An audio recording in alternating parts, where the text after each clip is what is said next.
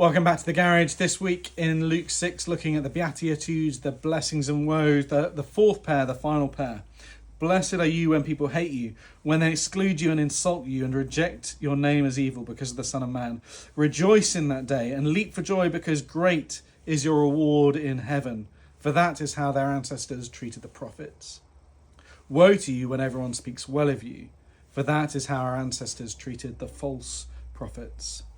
This final blessing and woe breaks the rhythm that Jesus had been building through this passage, draws attention to this last one. Jesus is in the context of preaching to his disciples in a moment of relative peace and freedom from persecution, and he's preparing them for the trials to come.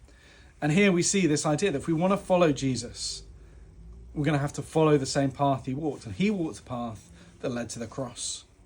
And if we want to walk the same path as Christ, we've got to expect that it's going to lead us into those difficult, potentially dangerous places.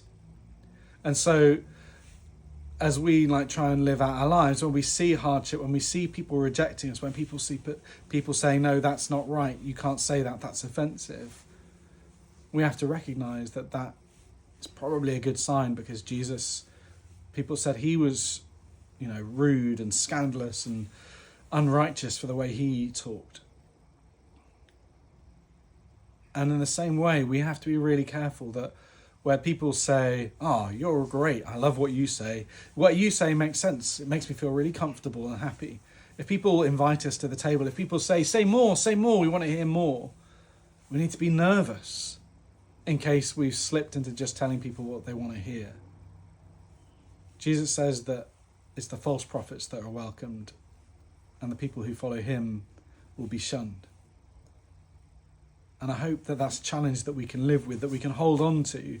And as much as I'd love to build a massive church and be really popular, I'd rather not walk down the path of the false prophets.